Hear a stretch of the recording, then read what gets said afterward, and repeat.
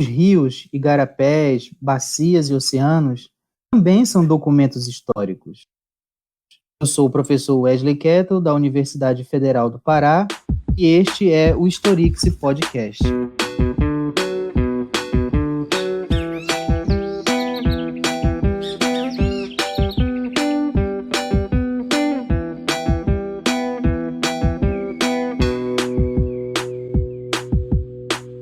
Neste primeiro episódio, vamos conhecer mais sobre o rio Caraparu. E para nos contar essa história, nós convidamos a professora Lígia Ribeiro. Olá, professora Lígia. Olá, professor. Boa tarde. Boa tarde. Professora, quero primeiro agradecer a sua participação aqui no Historix Podcast, por aceitar o convite para conversar conosco sobre o rio Caraparu. E primeiro eu queria que você se apresentasse para o nosso público, contando um pouco sobre a sua atuação em Santa Isabel do Pará. Ok, professor. A minha atuação se dá no quadro da Secretaria Estadual de Educação. Eu componho a secretaria há 12 anos. Eu atuo só nas turmas de ensino médio, na escola Antônio Lemos e na escola Marieta M. Tá? E aí tenho agora, atualmente, um vínculo, desde 2018, com o Prof. História. Estou concluindo o mestrado em ensino de História no campus de Ananindeua, aqui pela UFPA. Fala para nós um pouco sobre essa cidade, Santa Isabel do Pará. Santa Isabel do Pará se localiza a mais ou menos 45 quilômetros de Belém. Hoje ela compõe a região metropolitana. Ela é considerada parte da região metropolitana. Ela surge no ano de 1934 e ela é considerada, é conhecida por muitos como Cidade dos Igarapés. Então, daí a gente observar e analisar os rios e estudá-los, fazer desses rios agentes, do nosso trabalho de pesquisa e das nossas aulas também. Então, você que está nos escutando já pode imaginar o porquê, da escolha do rio para o rio Caraparu, para a gente falar dessa cidade e dessa história. Professora, então, qual a importância do rio Caraparu, que é tema da nossa conversa de hoje, para a história? Bem, professor, quando nós falamos no rio Caraparu, a gente está falando de uma referência em relação à cidade de Santa Isabel. Quando eu digo uma referência, eu falo tanto para as pessoas que moram, que são isabelenses, quanto para as pessoas que não são de Santa Isabel, que não são isabelenses. Caraparu e o rio Caraparu é um ponto turístico, tanto que ele recebe um grande incentivo das instituições municipais, quando eles organizam, por exemplo, o próprio Círio tem um incentivo da prefeitura, que é um Círio centenário, 102 anos da procissão, que é fluvial e terrestre também pela vila. Além disso, eles organizam no mês de julho, geralmente os chamados finais de semana ligados ao período de férias, então eles fazem as propagandas de divulgação para que as pessoas frequentem o Caraparu e usem o balneário. Além disso, agora há o incentivo, por exemplo, do Réveillon em Caraparu, ou seja, a festa de final de ano não é mais feita no centro da cidade, na sede da cidade, do município, mas é feita na vila, então, na chamada beira do rio, Então, o rio Caraparu, ele tem uma importância grande para Santa Isabel e para a história de Santa Isabel, Além de ser essa referência de ponto turístico, ele está na memória de todo isabelense. Ele está na memória como? Ele está na memória quando ele está na história de vida dos isabelenses, Quem nunca tomou um banho no igarapé, no rio Caraparu, com a família? Quem nunca foi até Caraparu para tomar banho de rio, Quase todo isabelense também já teve em Caraparu no dia 8 de dezembro, que é quando ocorre o Círio de Nossa Senhora da Conceição. Então, são memórias de vida, histórias de vida das pessoas que são construídas com o Rio Caraparu e com a vila de Caraparu. Mas mais do que isso, né? A história do Rio Caraparu, ela está também fazendo parte da história contada, né? Do nosso registro histórico, da historiografia produzida sobre o rio, né? Ela está nos livros, então isso é inevitável a gente chamar atenção, né, para essa importância que tem o rio Caraparu. A gente poderia dizer, professora, que o rio ele faz parte da identidade da cidade? Eu acredito que sim, professor. Não só o rio Caraparu, mas uma série de outros rios, né? O rio Caraparu ele é o mais importante dentro de uma bacia hidrográfica, tanto que a bacia leva o nome desse rio, é a bacia hidrográfica do Caraparu, né? Mas ele é composto por uma série de outros rios que o formam, inclusive rios que nascem na parte urbana, na sede do município e próxima a ela, ou nos distritos que formam o município, né? Então, a gente tem aí um rio que tem uma importância imensa, né, para a nossa história, para a história de Santa Isabel do Pará. Então, a gente pode dizer que quando os cidadãos de Santa Isabel falam sobre o passado, falam de suas memórias, olham suas fotografias, isso se confunde de alguma maneira com o rio Caraparu? Professor, muitas famílias, né, têm registros fotográficos, como você falou na fotografia, a gente pode usar esse exemplo, né? Tem na fotografia registros, né, de encontros familiares na margem do rio Caraparu, né, de passeios no final de semana ao rio Caraparu, né, de atividades esportivas no rio Caraparu, né? Então a gente pode sim dizer que a identidade do isabelense tem sim uma ligação muito forte com o rio Caraparu, e principalmente com a água, eu diria, né? Com a água.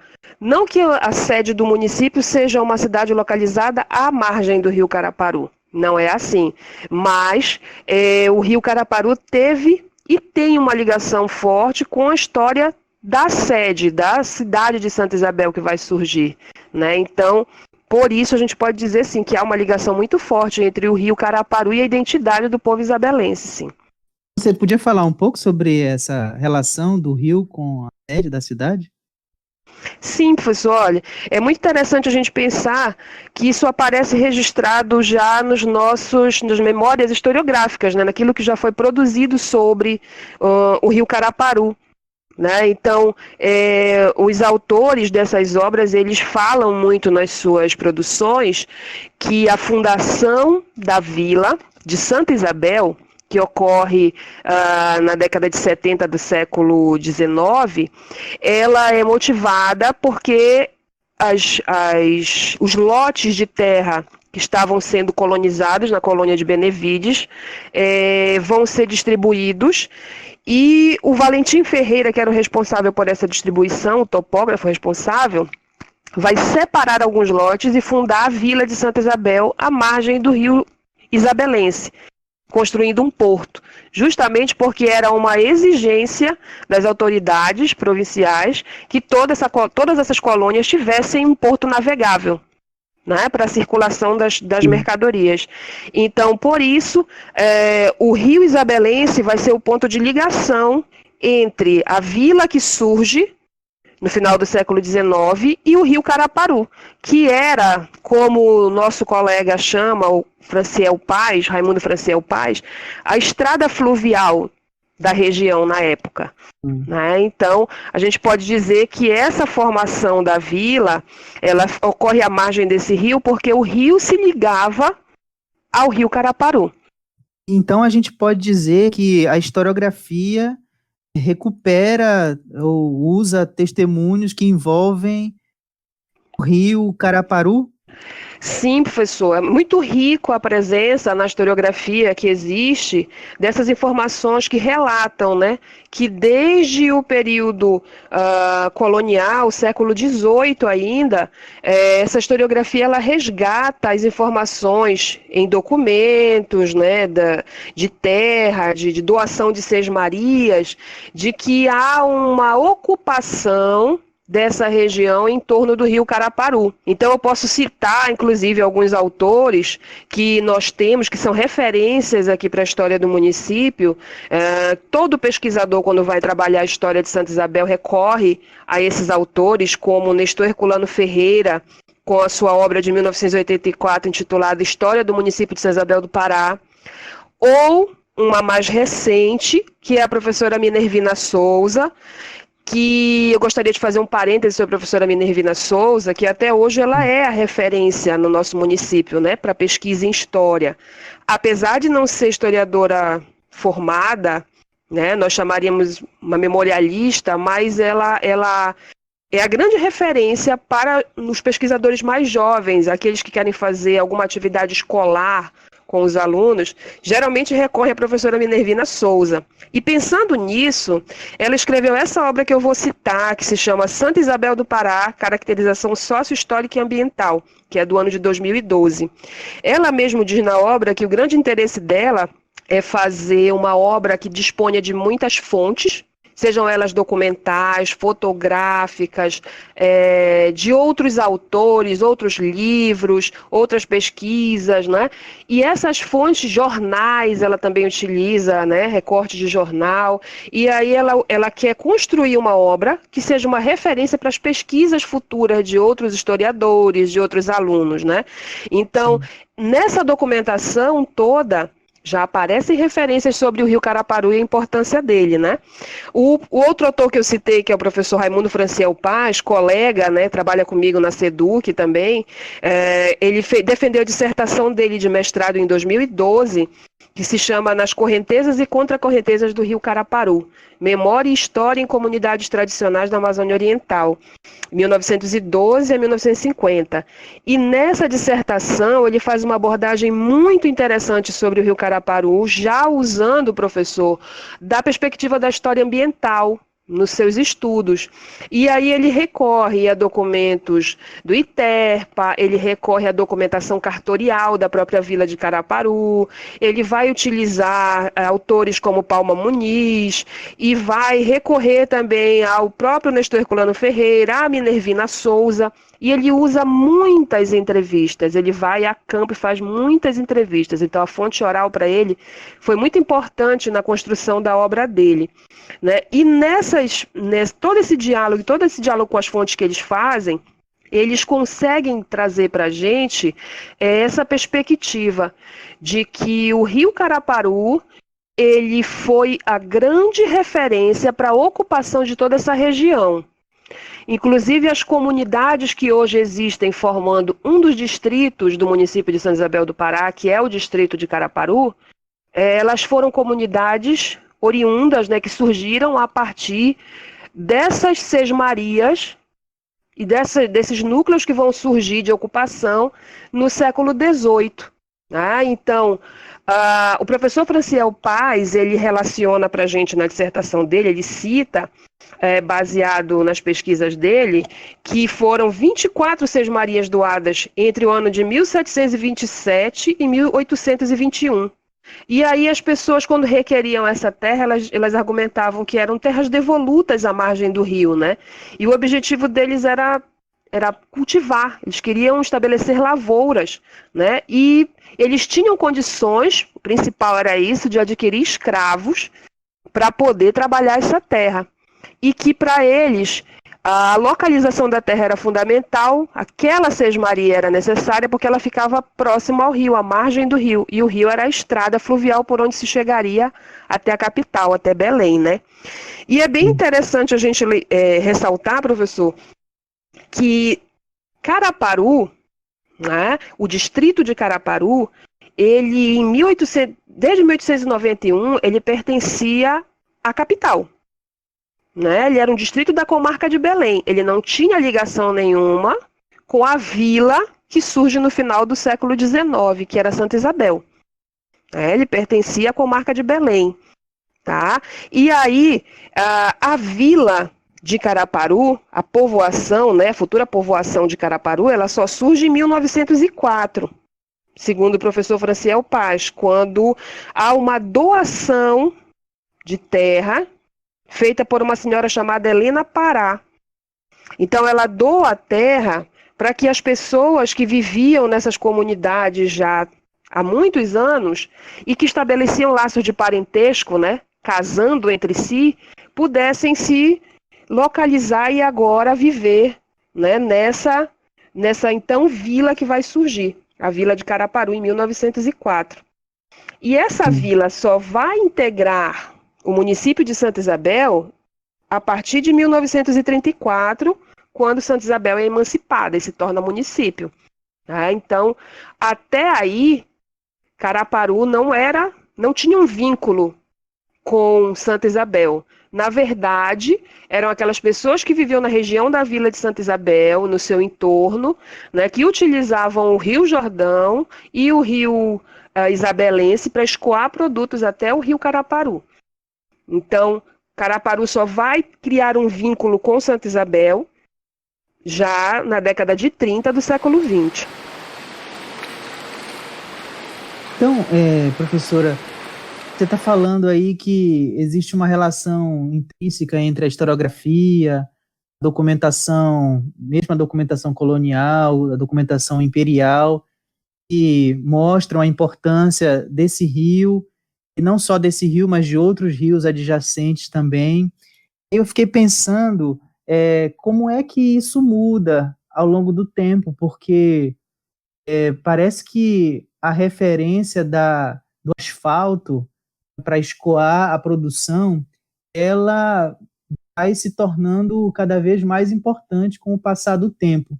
Como é que nessa história do Rio Caraparu isso aconteceu, né? As pessoas hoje, os cidadãos de Santa Isabel, e os turistas também, né? Eles reconhecem ainda essa importância do rio, ou você acha que isso foi mudando com a importância desse escoamento de produção pelo asfalto, né, pela BR?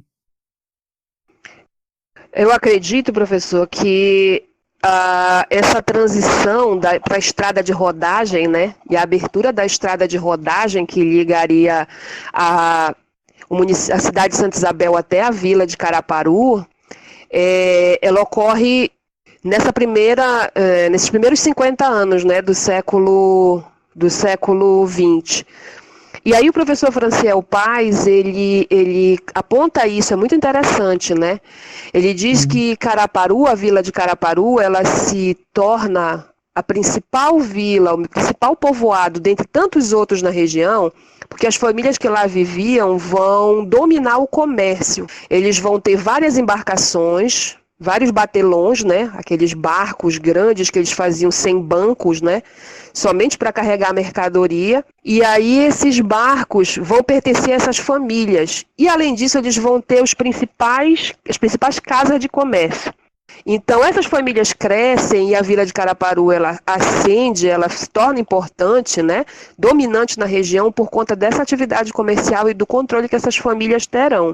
Mas com o passar do tempo, ia começar a se buscar a abertura dessas estradas de rodagem, essas famílias elas vão deixar de lado um pouco somente a questão econômica e a atividade comercial, e eles também vão entrar por um outro viés, que é o viés político. Então, os representantes dessas principais famílias começam a se candidatar a vereadores, né, a prefeito, e com isso eles vão buscando construir ou levar até a vila de Caraparu esse progresso que seria a estrada de rodagem, né? Então, com a abertura da estrada de rodagem, é aí que o professor Franciel aponta, né, esse momento de ruptura com o rio, né, quando essas estradas aparecem.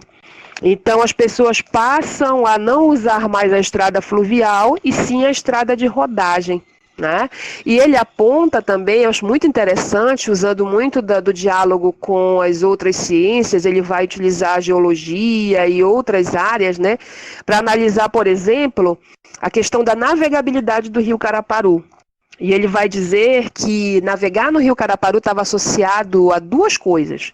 Uma, a maré, que só navegavam pessoas muito experientes, que eles precisavam saber a hora certa para calcular a hora certa de sair da vila, para chegar até que eles chamavam a boca do rio, que era o rio Guamá. Então, eles navegavam pelo rio até onde hoje é a vila de Tapajós para chegar à boca do Guamá, né? Então, tinha que haver um cálculo certinho, porque era muito ruim navegar com a maré baixa dentro do rio Caraparu, por causa da formação do fundo do rio, que dificultava essa navegação.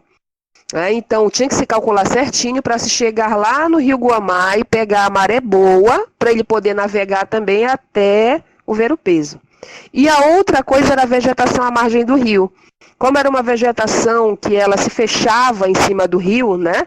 Fazia aquelas copas das árvores se fechavam sobre o rio, ela dificultava a navegação, né? Fazia com que o vento circulasse em alguns momentos tão pouco que não permitisse a navegação, né? Então teria que se recorrer a remos, né? Não só mais ao vento para as velas dos barcos, né?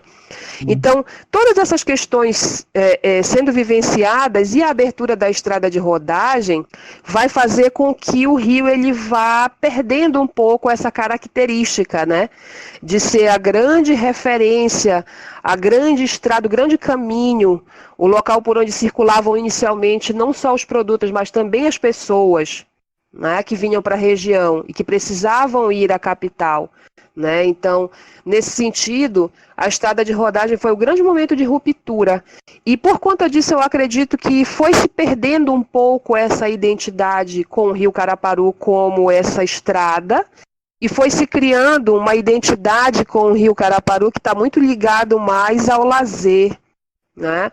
Ou, no caso da vila de Caraparu, que é muito, muito peculiar, a questão religiosa, por conta do Círio. O Círio de Caraparu, ele se inicia numa capela que fica numa outra vila, né?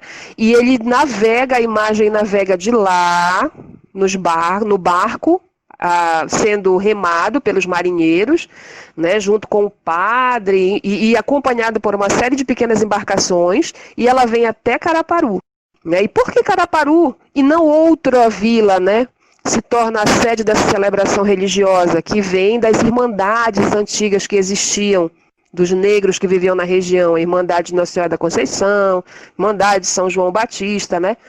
Porque Caraparu se torna grande referência comercial.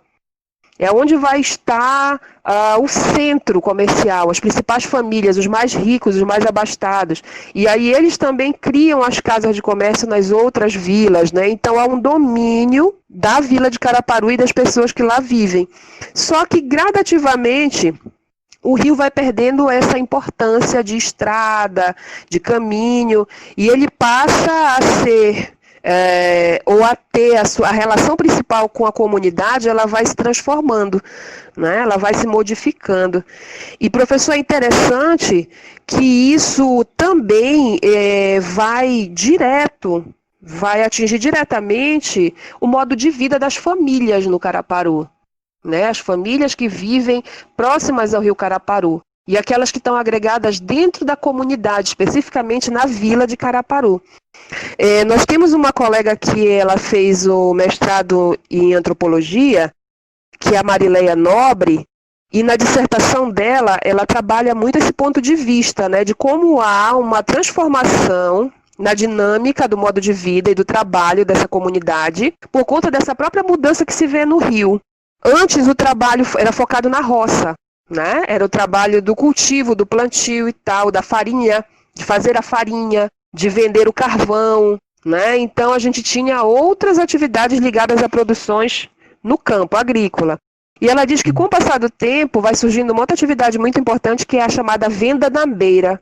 O que seria a venda na beira, né? É aquele comércio ligado à atividade do balneário, né? Aos domingos, aos sábados e domingos no final de semana, ou aos feriados, quando a comunidade fica cheia de turistas, cheia de pessoas que visitam a vila, e aí aqueles mesmos trabalhadores que durante a semana estão na atividade no campo, né?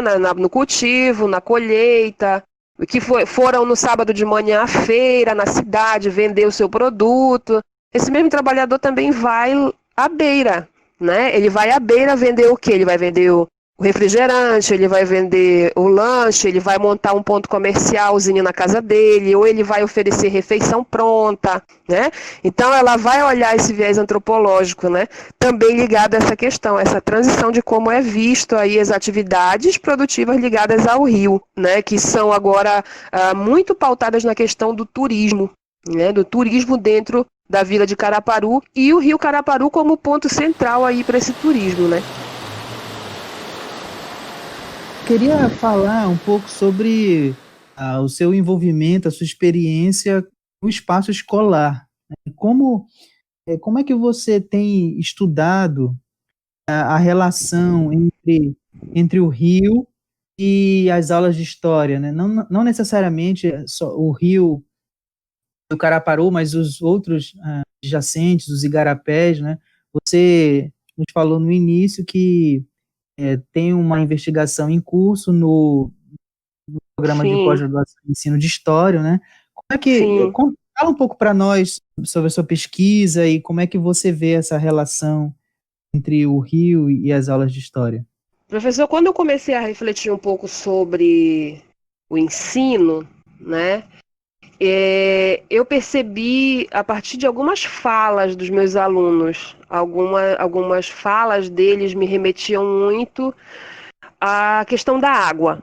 Uma das falas deles, que era muito peculiar, era sobre o abastecimento de água. Eles costumavam falar que nos bairros onde eles moram, o abastecimento de água é péssimo. Então falta água regularmente. Isso era uma coisa. E aí eu comecei a conversar com eles em sala e a questioná-los. Vocês sabiam que próximo do teu bairro tem um rio? Você sabia que no centro da cidade passa um rio? Não, professora, eu não sabia disso. De qual é o rio que você conhece aqui no nosso município? O Rio Caraparu. Né? Sempre o Rio Caraparu era a grande referência, né? E aí eu comecei a conversar com eles e apresentar que o nosso município tem outros rios, inclusive rios que passam pelo centro da sede da cidade do município, que são o Rio Jordão e o Rio Isabelense. Então, a partir daí, eu pensei, né? Por que não a gente tentar trabalhar com os alunos nas nossas aulas de história essa perspectiva de que eles pensem na importância desses rios. Se hoje eles olham esses rios e não identificam como um rio, a maioria diz que é um esgoto, é apenas um esgoto.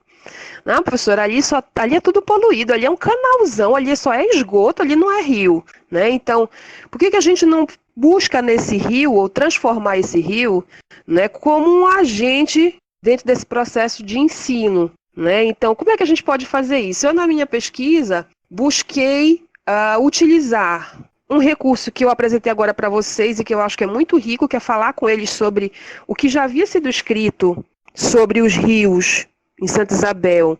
O que eles falam, ou o que eles não falam, ou como eles falam, né?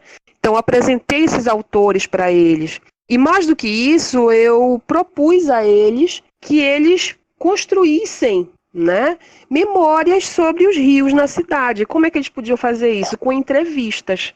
Então, os alunos, juntamente comigo, começaram no processo de selecionar esses entrevistados, que eram moradores mais antigos, alguns deles pessoas que trabalham na própria escola onde os alunos estudam, outros que são pessoas conhecidas, né, vizinhos, ou então pessoas que eu mesma, como professora, conhecia, né, mais antigos, moradores mais antigos da cidade, e fui dando referências para eles, e eles foram fazendo esse contato e foram começando a construir as suas entrevistas. Né? E nessas entrevistas, professor, saíram assim coisas riquíssimas, porque os entrevistados foram buscar as suas memórias de como eles usavam o rio, de que forma quantas vezes eles iam ao rio, o que eles viam as pessoas fazendo no rio.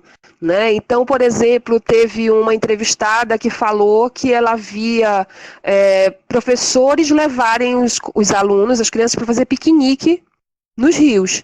Outra conta que os rios, eles, apesar de ser um único rio, ele recortava, né, um bom trecho da cidade, e que os rios tinham nomes diferentes de acordo com o terreno, com o dono do terreno. Então, se passava no quintal do seu Joãozinho, era o rio do Joãozinho, né? E assim eles vão identificando esses rios. É a Maria Pinto, é o rio Miraí, né? É a Prainha. Então, todos esses rios são o mesmo Rio Jordão, mas eles dão um nome diferente para cada um trecho do rio, né? Então, os alunos foram começando a resgatar uma memória ambiental desse espaço, desses usos e práticas que eram feitas, né, por esses sujeitos, né? E aí, ao mesmo tempo, eles puderam também refletir sobre a questão do que aconteceu para que esses rios deixassem de ter esses usos, de serem utilizados dessa forma. O que foi mudando? Quando os alunos entrevistaram o morador do Caraparu, a moradora dizia assim: minha filha, tudo antes era no rio, tudo a gente ia para o rio. A gente ia pescar, a gente ia pegar água para beber. Quando o rio estava muito sujo, para ela o que era o rio estar muito sujo? É quando chovia, né? Quando chovia, quando as crianças tomavam muito banho à margem do rio. Quando o rio estava muito sujo, a gente ia mais lá para cima para buscar água. Mas a gente bebia água do rio. Com o passar do tempo, depois que colocaram água encanada, a gente não precisa mais ir para o rio. E ela diz assim, tudo mudou, né? Tudo mudou, agora tem os bares na beira do rio, né? Tem poluição, ela diz assim, tudo que é imundice vem de lá de Santa Isabel para cá. Não é uma coisa que elas relatam, né? A moradora do Caraparu relata na entrevista, tudo que é imundice vem lá de Santa Isabel para cá. Né? Tudo que não presta eles jogam no rio e o rio vem para cá, vem para o Caraparu. Isso é algo interessante, professor, porque os nossos autores, nossos pesquisadores na historiografia, eles já falam dessa preocupação com a bacia do rio Caraparu, né? Com a poluição da bacia do rio Caraparu. A professora Minervina, ela chama a atenção da gente dizendo assim que quando ela pesquisou em 2012, entre a nascente do rio e o balneário Porto de Minas, que eu não sei se os nossos ouvintes conhecem, o balneário Porto de Minas é muito famoso, fica na PA mesmo, bem próximo à entrada que vai para a Vila de Caraparu, né? Um balneário está bem estruturado agora, né? Particular. Então, ela registra que entre a nascente do rio que fica na Vila de Americana e esse balneário, existiam mapeadas 5 represas. Além dessas represas, no percurso do rio até a Vila de Caraparu, 15% da mata ciliar, essa mata da margem do rio, né, já havia sido derrubada. Então ela diz que isso é preocupante para a manutenção da bacia hidrográfica, né? Fora essa preocupação que ela também aponta com a falta do saneamento básico. Nós não temos em Santa Isabel nenhum tipo de saneamento básico. Como eu sou moradora daqui, eu posso falar isso, né, de carteirinha. Do bairro que eu moro, nós temos trechos de vala aberta. Nós não temos saneamento básico. Nosso esgoto vai todo para os nossos rios. Não tem tratamento nenhum, infelizmente. E aí quanto a essa sujeira, essa imundice, que a nossa entrevistada, né, a nossa moradora do Caraparu se refere. E aí, além disso, os nossos alunos também na entrevista conseguiram detectar que os moradores, esses antigos, né, moradores mais antigos que tomaram banho nesse igarapé, que pescaram nesse igarapé, né, então que faziam uso desse igarapé, que viam famílias tirarem água dos próprios igarapés que cortam a cidade para beber, para tudo, né, dentro da todas as atividades dentro da sua casa, eles conseguem dizer para a gente assim, que muita dessa poluição vem desse esgoto gerado por um crescimento na cidade que foi desordenado, né? Então, surgiram bairros próximos às nascentes do rio, mais próximos às áreas de mata que existiam antes, né? As áreas de mata foram todas derrubadas e a margem desse rio foi toda ocupada por moradias, agora estabelecimentos comerciais, enfim. E como não há estrutura, todo o esgoto vai para dentro do rio. Isso foi matando o rio. né? Isso foi acabando com o rio. E, infelizmente, esses rios, esses dois rios que eu cito muito, que são trabalhados no espaço urbano, o Rio Jordão e o Rio Isabelense, eles desaguam no Rio Caraparu. Daí a preocupação da nossa moradora do Caraparu de dizer que toda a imundície de Santa Isabel vai para o Caraparu. É uma constatação dela, né? Isso. E aí a gente conseguiu perceber, professor, que os pesquisadores, como o professor Franciel Paz, ele chama atenção para uma questão muito importante, né? Que ele reflete assim: se nós somos, né, a cidade dos igarapés, que é uma reflexão que eu também faço, né? Nós somos a cidade dos igarapés, que legal, né? E a gente investe no turismo. Mas e o Rio Caraparu, que é o ponto turístico? Né? Como é que a gente garante que ele não está poluído? Né? Como é que eu vou garantir para aquela pessoa que eu estou convidando a vir no balneário que o rio não está poluído? Né? O professor Franciel nos diz que o que garante que esse rio não está poluído, que o uso dele ainda é possível para finalidade de balneário, né? Nos finais de semana, como um turismo, é o fato de que boa parte dos seus afluentes ainda não passam em área urbana. Ainda não passam em área urbana. Então, ele diz que esses rios, ele cita, por exemplo, o rio Maguari, né, o rio Mucuyambá e o rio Itá. O Itá são outras vilas que formam Conceição do Itá, São Francisco do Itá, Boa Vista do Itá, é um conjunto de vilas, né, que são banhadas pelo rio Itá, que são rios que ainda não passam por área realmente urbanizada.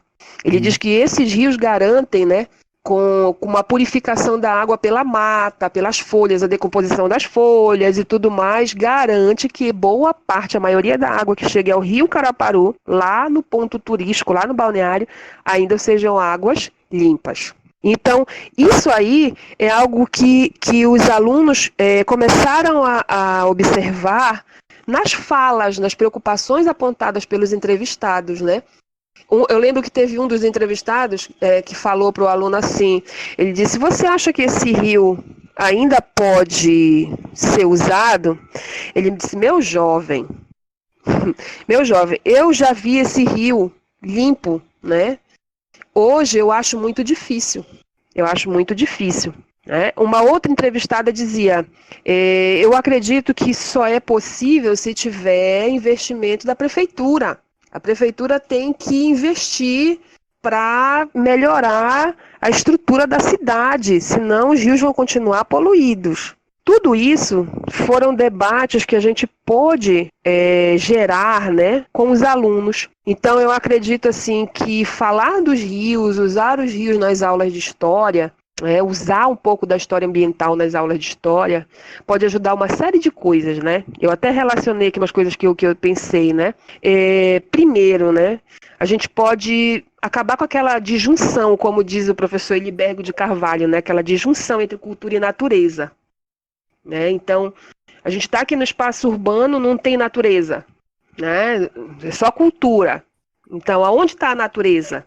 Né? E o homem não é parte da natureza, como é que é isso? Né? Então, a gente começa por aí, tentar acabar com essa disjunção, essa separação.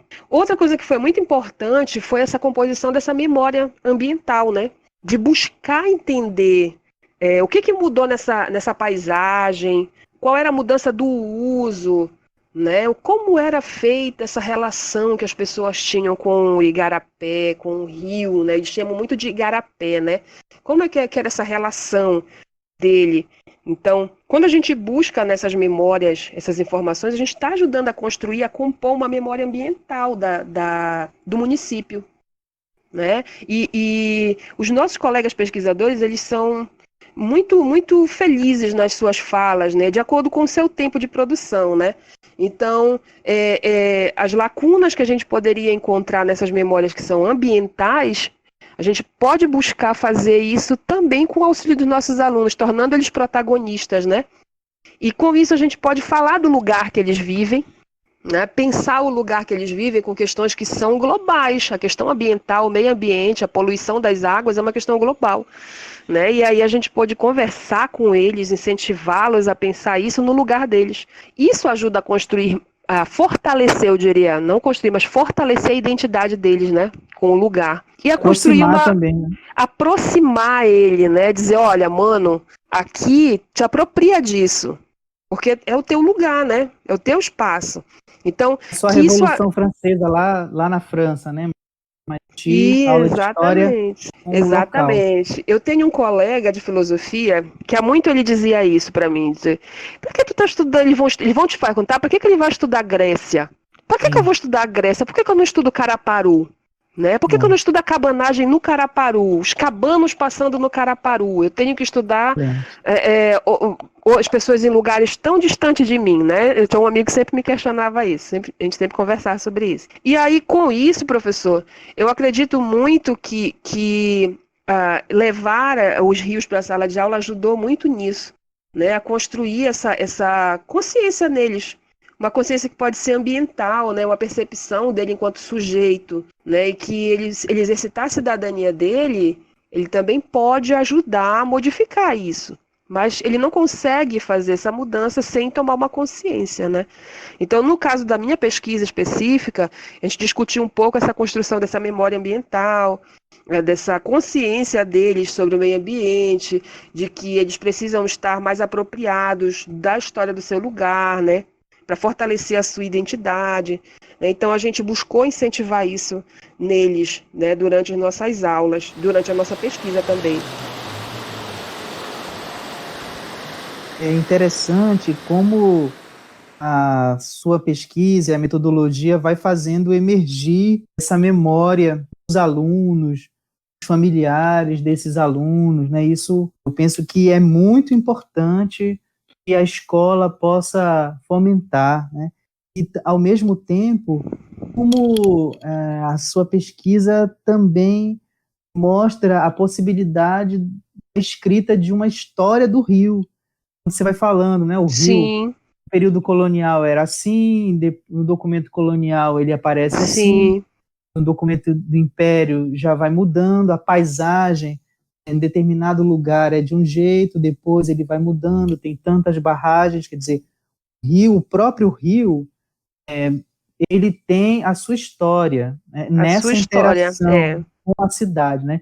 Isso é muito importante, né? E assim, mesmo. Já nos encaminhando aqui para o final da nossa conversa, como esses personagens vão mudando, né? Quando você vai tornando o centro da discussão da aula de história o rio, no caso, o Rio Caraparu. E aí, quem está nos escutando vai lembrar das suas aulas de história e que parece muito usual essa discussão do meio ambiente, né, nas aulas de história. E aí eu fiquei assim, curioso, como é que seus alunos agiram e se eles se transformaram ou transformaram a sua consciência, ou pelo menos a maioria. Como é que você avalia isso depois da discussão, né? Quer dizer, professora, mas isso é aula de ciências ou é aula de história? Né? Por que a gente está falando de Rio na aula de história? Né? Tem esse estranhamento? Como foi essa experiência? Quando eu fiz a proposta para eles de trabalhar comigo na pesquisa, né, eu deixei muito livre, eu não obriguei a todos os alunos participarem. Então, eles foram ficando no projeto de acordo com o que eles demonstravam de interesse. A gente começou por aí, né? Então, eu acho assim eu acredito, na verdade, que eles conseguiram construir algo que eles não tinham nem noção que pudesse ser feito. Né? Porque quando eu comecei a falar sobre rios, eu comecei a falar juntamente com a colonização brasileira, né? E aí a gente falava da chegada dos portugueses, navegações, olha, vieram pelo mar, vieram navegando. E aí quando eles chegam, né, na Amazônia, como é que esse processo se dá? Tinha estrada, né? Como é que eles vão adentrar para conhecer o interior do território? Rios. Gente, e por que as cidades que a gente tem mais velhas aqui, as cidades mais antigas, né, coloniais, na Amazônia, elas estão localizadas aonde? Na beira dos rios. né? Então aí a gente foi tentando familiarizá-los com essa questão do rio e a importância do rio. E aí eu acreditei que seria muito importante contribuir com a história do lugar deles. Então, eu me lembro muito da questão colocada num artigo do professor Durval Muniz de Albuquerque Júnior, que se chama O Objeto em Fuga, algumas reflexões em torno do conceito de região, que é aquela ideia de que quem trabalha, o historiador quando vai trabalhar com a questão da região, do local, né, do lugar, ele precisa fazer um exercício de estranhar aquilo que é comum para ele, né, aquilo que é cotidiano para ele. Então, eu propus um pouco isso para os meus alunos, né? Eu digo, olha, tu tá acostumado a olhar para o rio ali e dizer que é um esgoto, mas vamos pensar, vamos estranhar isso como um esgoto. Não era esgoto. Como ele era? Que uso ele tinha? Como é que as pessoas se relacionavam com ele? O que elas sentem hoje quando olham para esse rio? Qual o sentimento que elas têm? Umas são saudosas, outras ficam raivosas, né, de saber que aquele rio era banhável, era um rio com peixes, e hoje em dia não se pode mais fazer uso daquilo, né? Tem uma entrevistada nossa que dizia, quando eu era pequena faltava água em casa, a gente andava alguns minutos e estava no rio, tomando banho. A gente juntava o balde de água e levava para casa para lavar louça. Pegava a trouxa e ia lavar roupa na beira do rio. Hoje em dia a gente não pode fazer mais nada disso. Então, eu acredito que daqueles jovens que começaram, né, o ano letivo, demonstrando ter pouca familiaridade com o meio ambiente, com o rio, e com os rios do lugar deles, né, eles, com o passar do tempo, começaram a perceber que nós estamos todos, na verdade, né, no mesmo espaço, né, juntos, e que a natureza não está longe da gente.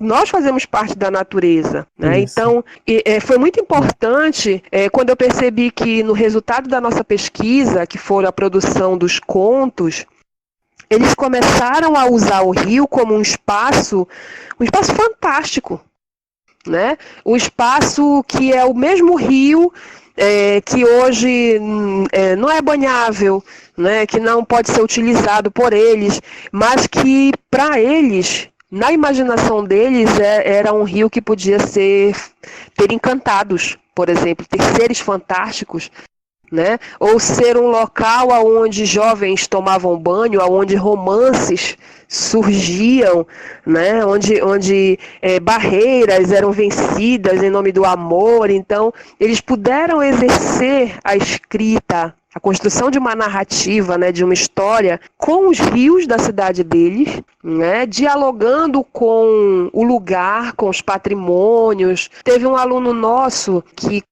conversou com o grupo, com a equipe que ele estava junto, e eles fizeram uma pesquisa da história da família dele, né? E aí, em cima da história da família dele, eles propuseram um conto bem memorialístico, falando dessa relação, da formação da cidade e o rio, e como o rio serviu para unir, por exemplo, um garotinho que morava no sul do Brasil, e que veio visitar os avós na cidade de Santa Isabel, a outros jovens, e com isso ele foi conhecendo a cidade, conhecendo os espaços e as histórias mais antigas, né? Então, eu acredito que esse projeto, essa atividade que nós fizemos, né, de levar o rio, de levar o meio ambiente para a sala de aula, ele ajudou a construir tanto essa memória ambiental, que podia estar um pouco ausente ainda de algumas dessas referências nossas sobre a história de Santa Isabel, mas fundamentalmente ela ajudou muito a construir esse olhar mais crítico, esse olhar mais consciente do aluno para o meio ambiente e para a necessidade de conservação, de preservação e de compreensão dessa natureza como algo que está ao lado dele, né? Não longe dele. Muito bom, professora. Parabéns pela pesquisa. E quem nos acompanhou até aqui, queremos dar um bônus, que é uma dica de leitura que você esteja fazendo ou fez, poderia compartilhar com os nossos ouvintes? Claro, professor, isso é importante, né? Principalmente para os nossos ouvintes que ainda não têm, assim, uma familiaridade, né? Ainda não estão muito acostumados com essa questão do meio ambiente no ensino de história ou nas pesquisas historiográficas, né? Eu gostaria de sugerir, dar sugestão de leitura, do livro do professor Paulo Henrique Martinez, História Ambiental no Brasil, Pesquisa e Ensino. Para mim, esse livro ele foi muito importante na construção do meu projeto, do meu trabalho, da minha pesquisa, porque ele me apresentou nos vários textos, né, que ele tem, que são textos escritos em momentos diferentes pelo autor, né, depois alguns deles revisado, ampliado, enfim, que me possibilitou perceber desde a conexão entre a historiografia ambiental produzida fora do Brasil, com a que é produzida no Brasil, me possibilitou entender essa ligação que a gente precisa fazer entre a pesquisa e o ensino, né? E tornar a história ambiental algo presente no ensino de história. Me ajudou a pensar, né, através de exemplo de projeto de extensão, essa possibilidade de trabalhar isso no ensino. Então, eu acho que é uma boa leitura para os nossos ouvintes aí que querem também, né, se apropriar, conhecer melhor, entender um pouco mais sobre a história ambiental no Brasil e relacionar a produção acadêmica com a questão do ensino. Eu acho que é uma boa pedida. Muito obrigado, professora, pela sugestão de leitura. Eu que agradeço. Agradeço pelo convite, né? Agradeço pelo convite, agradeço pela oportunidade de falar da minha pesquisa também, do meu município, né? Isabelense de nascimento que sou, né? Então, eu fico muito feliz de poder falar do Rio Caraparu, falar da minha cidade, da comunidade, enfim, falar um pouco da nossa história aqui. Eu fiquei curioso para ouvir mais sobre os contos e quando você falou sobre a cabanagem no Rio Caraparu, mas a nossa conversa está chegando ao fim. Podemos fazer isso no outro momento, professor. Pensei exatamente nisso. Isso aí. Muito obrigado, então, professora Lígia. Eu quero agradecer esse momento que você dispensou para a gente aprender um pouco mais. Tenho certeza que nossos ouvintes aprenderam muito ouvindo a sua experiência. Eu que agradeço, professor. Te agradecemos. O Historix Podcast fica por aqui no episódio de hoje. Você ouviu a professora Lígia Ribeiro falar mais um pouco sobre o Caraparu nesta série Rios de História. Você que ficou conosco até aqui, muito obrigado e até o próximo Historix Podcast.